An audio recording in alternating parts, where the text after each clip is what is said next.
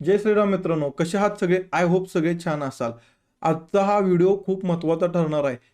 जे college student आहेत किंवा जे कॉलेज स्टुडंट आहेत, ज्यांचे कॅपिटल छोटे आहे आणि ऑप्शन बाईंग करून त्यांना आपले जे काही कॅपिटल आहे ते कॅपिटल ग्रो करायचं आहे. अशा लोकांसाठी हा व्हिडिओ खूप महत्त्वाचा ठरणार आहे. ज्यांच्याकडे कॅपिटल आणि ज्यांच्याकडे फंड कमी आहे आणि त्यांनी आता स्टॉक मार्केटमध्ये सुरुवात करायला लागलेत. तर या व्हिडिओला पूर्ण बघायला अजिबात विसरायचं नाही, कारण एक आणि एक पॉईंट खूप महत्त्वाचा ठरणार आहे. तर व्हिडिओला स्किप न करता शेवटपर्यंत बघायचा आहे. आणि व्हिडिओला सुरुवात करण्या अगोदर अजून जर तुम्ही व्हिडिओला लाईक केलं नसेल तर पटकन लाईक करून घ्यायचं आहे आणि व्हिडिओला जास्तीत जास्त लोकांपर्यंत शेअर करायचा आहे. जर चॅनेलला सबस्क्राईब केलं नसेल तर चॅनेलला सबस्क्राईबसुद्धा करून घ्यायचं आहे. तर समोर तुमच्या टॉपिक आहे. टॉपिक ज्या पद्धतीनं आपण बघितलेलं आहे की कशा पद्धतीनं आपण 10,000 रुपयेपासून ट्रेडिंगला सुरुवात करू शकतो आणि आपलं जे काही कॅपिटल आहे 10K स्लो अँड स्टडी, त्या 10K कॅपिटलला आपण कशा पद्धतीनं ग्रो करू शकतो, आपण आजचं जी काय आहे ती पूर्ण प्रोसेस इथं आपण सांगणार आहे. आणि या प्रोसेसच्या माध्यमातून तुम्ही स्लो अँड स्टडी 110% जर या प्रोसेसला जर तुम्ही फॉलो केलं तर तुमची छोटीशी अमाऊंट जी आहे 10,000 रुपयांची, ती 10,000 रुपयांची अमाऊंट हळूहळू स्लो अँड स्टडी आपल्याला अगदी मोठ्या कॅपिटलमध्ये कन्वर्ट होताना बघायला मिळू शकते. तर तुम्हाला तुमच्यासमोर टॉपिकचं इथं आपल्या आजच्या या व्हिडिओच्या टॉपिकचं इथं आपण नाव दिलेलं आहे, 10K कॅपिटलवर ऑप्शन बाईंग कसे करावे आणि आपले स्मॉल कॅपिटल कसे ग्रो करावे एका मोठ्या कॅपिटलमध्ये. आणि अगदी स्मॉल कॅपिटलपासून मोठ्या कॅपिटलमध्ये कन्वर्ट करण्यापर्यंतची सगळी प्रोसेस मी तुम्हाला सांगितलेलं आहे.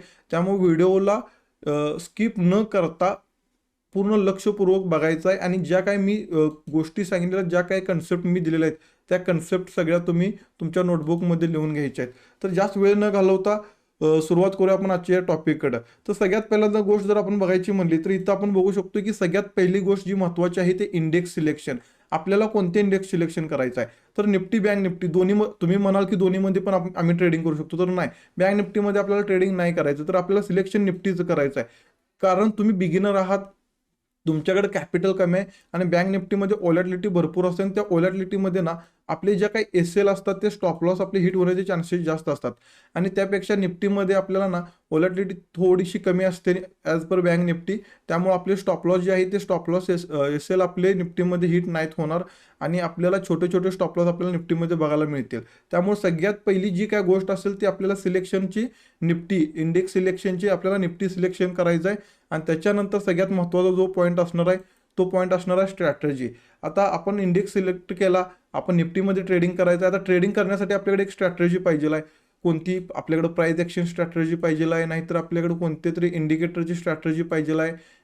आता वेगवेगळ्या प्रकारच्या स्ट्रॅटर्जी असतात. कॅन्डलस्टिक्स असेल, चार्ट पॅटर्न्स असतील, मूव्हिंग ॲव्हरेज असेल, RSI असेल, अशा प्रकारच्या वेगवेगळ्या स्ट्रॅटर्जी असतात. एका स्ट्रॅटर्जीची तुम्हाला गरज आहे.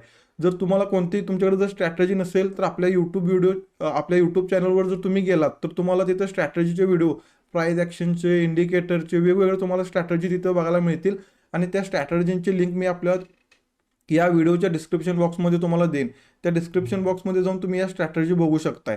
तर स्ट्रॅटर्जी सिलेक्ट केली स्ट्रॅटर्जी सिलेक्ट केल्यानंतर आपली जी नेक्स्ट कन्सेप्ट असणार आहे ती कन्सेप्ट म्हणजे आपलं डेली ट्रेड लिमिट. आपण डेली किती ट्रेड प्लॅन करायचे आहे, कारण खूप महत्त्वाची ही कन्सेप्ट आहे.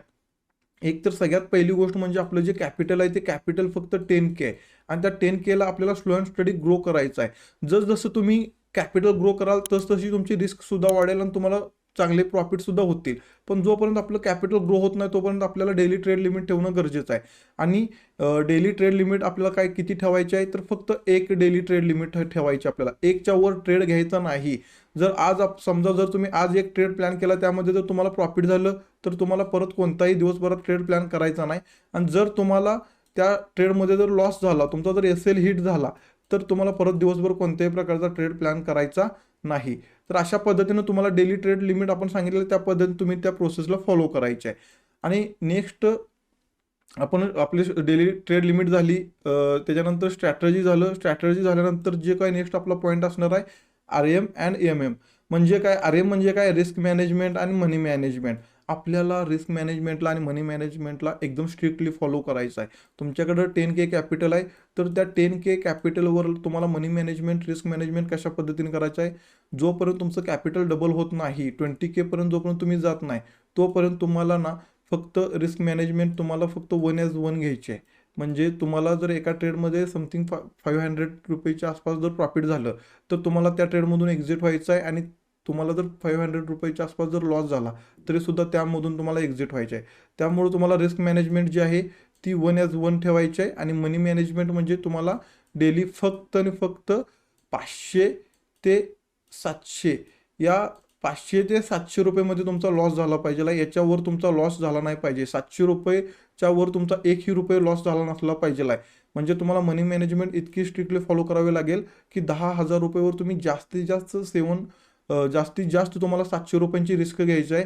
आणि त्याचनुसार तुम्हाला प्रॉफिट जे मिळवायचं ते 700 रुपयेपर्यंत मिळवायचं आहे. 700 आणि 700पेक्षा जास्त. पण सुरुवातीला आपण ठरवलंय त्या पद्धतीनं, ज्या पद्धतीनं 500 ते 700 पर्यंत लॉस झाल्यानंतर एक्झिट व्हायचा आहे, अगदी त्याच पद्धतीनं 500 ते 700 रुपये प्रॉफिट झाल्यावर सुद्धा एक्झिट व्हायचं आहे. आता आपली इथं ही जी कन्सेप्ट आहे ती कन्सेप्ट सुद्धा क्लिअर झाली की आपल्याला रिस्क मॅनेजमेंट आणि मनी मॅनेजमेंट कशा पद्धतीनं हँडल करायचे आणि कशा पद्धतीनं ठेवायचे. तर आता नेक्स्ट जो पॉईंट आहे तो आपल्यामध्ये सगळ्यात महत्त्वाचं जी गोष्ट आहे तिथून पुढच्या त्या 2 गोष्टी म्हणजे पेशन्स. आता तुमच्यामध्ये पेशन्स असणं गरजेचं आहे. कारण तुम्ही एखादी आता तुम्ही सगळ्या ह्या गोष्टी सिलेक्ट केल्या, तुम्ही रिस्क मॅनेजमेंट ठरवली, तुम्ही मनी मॅनेजमेंट, रिस्क मॅनेजमेंट ठरवली, त्याच्यानंतर तुम्ही स्ट्रॅटर्जी सिलेक्ट केली, त्याच्या अगोदर तुम्ही इंडेक्ससुद्धा सिलेक्ट केलेला आहे, आणि त्याच्यानंतर ह्या तुम्ही 3 गोष्टी सिलेक्ट केल्यानंतर ना तुमच्यामध्ये सगळ्यात महत्त्वाची गोष्ट म्हणजे पेशन्स. आता तुमच्याकडे स्ट्रॅटर्जी आहे, तर दिवसभर मार्केट अशा पद्धतीने एका रेंजमध्ये अडकलेलं आहे, एका रेंजमध्ये अडकलेलं आहे, पूर्ण दिवसभर एका रेंजमध्ये अडकलेला आहे. जोपर्यंत या रेंजच्या बाहेर प्राईस पडत नाही तुमच्या स्ट्रॅटर्जीनुसार, तोपर्यंत कोणत्याही प्रकारचा ट्रेड प्लॅन करायचा नाही. आणि त्यासाठी तुमच्यामध्ये पेशन्स असणं गरजेचं आहे. या सगळ्या गोष्टी म्हणजे त्यासाठी तुमच्यामध्ये पेशन्स असणं गरजेचं आहे. ज्यावेळेला तुमच्या तुमच्याकडे जी स्ट्रॅटर्जी आहे त्या स्ट्रॅटर्जीनुसार तुम्हाला ज्यावेळेला एखादा ट्रेड मिळेल त्यावेळेलाच तुम्ही ट्रेड प्लॅन करायचा आहे. त्यासाठी तुमच्यामध्ये पेशन्स असणं सुद्धा गरजेचं आहे. आणि सगळ्यात लास्ट कन्सेप्ट म्हणजे डिसिप्लिन. खूप आणि खूप महत्त्वाची गोष्ट आहे ही डिसिप्लिन. जर तुमच्यामध्ये जर डिसिप्लिन नसेल तर तुम्ही तुमचं 10K कॅपिटल ना विदिन 1 वीकमध्ये तुम्ही ते झिरो करणार आहे. तुमचं 10 कॅपिटल ना विदिन 1 वीकमध्ये तुम्ही ते झिरो करणार आहे, जर तुमच्यामध्ये डिसिप्लिन नसेल तर. आत्तापर्यंत ज्या पण कन्सेप्ट बघितल्या, ज्या पण गोष्टी बघितल्या, त्या गोष्टी तुम्ही पेशन्स ठेवल्यानंतर तुम्ही सगळ्या गोष्टी डिसिप्लिनमध्ये जर फॉलो केल्या तर 110% ना अगदी पुढच्या काही दिवसातच तुमचं 10K, काही दिवसात म्हणतो सॉरी, पुढच्या अगदी काही दिवसात तुमचं 10K जे आहेत, 10,000 रुपये जे आहेत ते 1 लाखापर्यंत पोहोचतील. 110% तुम्ही जर या पद्धतीनं जर मनी मॅनेजमेंट, रिस्क मॅनेजमेंट, स्ट्रॅटर्जी व्यवस्थित योग्य स्ट्रॅटर्जी आणि प्रॉपर आपण जो आत्ता प्रोसेस सांगितलेला आहे, आपण प्रोसेस सांगितलेला आहे, जो आपण प्लॅन सांगितलेला आहे, त्या प्लॅनला जर तुम्ही फॉलो केलं तर 110% तुम्ही 10,000 रुपयेपर्यंत तुमचं कॅपिटल 1 लाखापर्यंत ग्रो करू शकताय. पण या सगळ्या गोष्टी तुम्हाला डिसिप्लिनमध्ये फॉलो कराव्या लागणार. जे प्लॅनिंग आत्ता आपण केले त्या प्लॅनिंगमध्ये जर तुम्ही डिसिप्लिन आणलं तर 110% तुम्ही तुमचे जे काही छोटं कॅपिटल आहे ना ते एका मोठ्या कॅपिटलमध्ये कन्वर्ट करू शकणार आहे. तर हा व्हिडिओ जर आवडला असेल तर जास्तीत जास्त लोकांपर्यंत, तुमच्या मित्रांपर्यंत शेअर करायचा आहे, व्हिडिओला लाईक करायचा आहे, आणि जर चॅनलला सबस्क्राईब केलं नसेल तर पटकन चॅनलला सबस्क्राईब करायचं आहे. व्हिडिओ कसा वाटला कमेंटमध्ये सांगायला विसरायचं नाही. तर भेटूया आपण नेक्स्ट व्हिडिओमध्ये. तोपर्यंत धन्यवाद.